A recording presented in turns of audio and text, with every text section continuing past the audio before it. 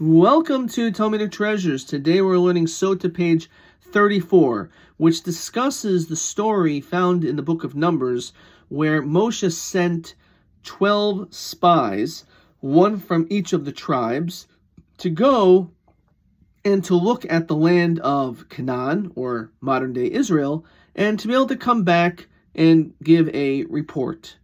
Now, we know that out of the 12, 10 of them came back with an evil report. In fact, it says here that the other two, Yoshua and Caleb, did not participate in some of the activities in what they were doing when they were in Israel. One of the things that's noted is that all the spies, they gathered up these fruits, and the fruits were enormous. So much so, it says that one person by themselves had to carry a pomegranate, one a fig, and the other 8 people with a couple of poles had to carry this one enormous cluster of grapes, which we could kind of get a sense that, as we understand, some fruits are large, some fruits are small, but these were enormous. And this way they would go back and say, the people there are giants, and this is the food that they eat. And basically, it would cause them to not want to go into the land of Israel. And Yoshua and Caleb read right through this. They saw exactly what they were trying to do, and therefore they had no interest in being part of it. So therefore, they did not carry any of this fruits at all.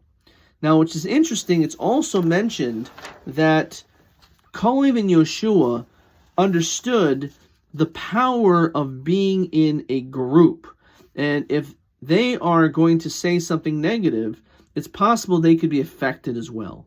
And because of that, Caleb actually went to the city of Hebron, which is where our matriarchs and patriarchs are buried in Marta Machpelah, and he went there and he prayed that he should not be influenced by the spies and their negative intentions.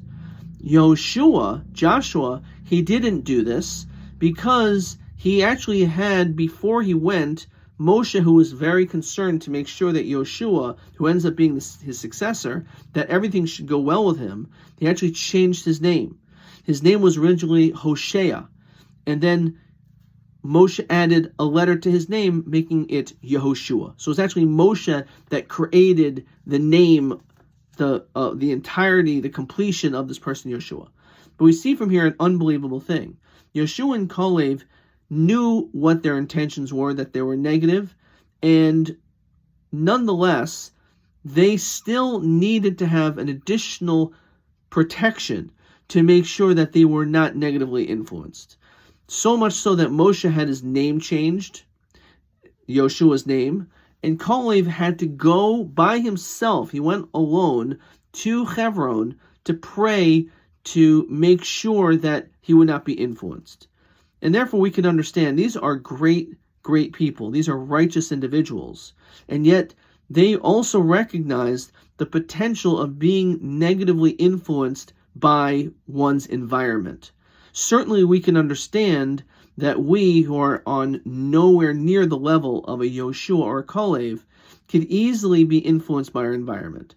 And what's most fascinating is sometimes we don't even realize it.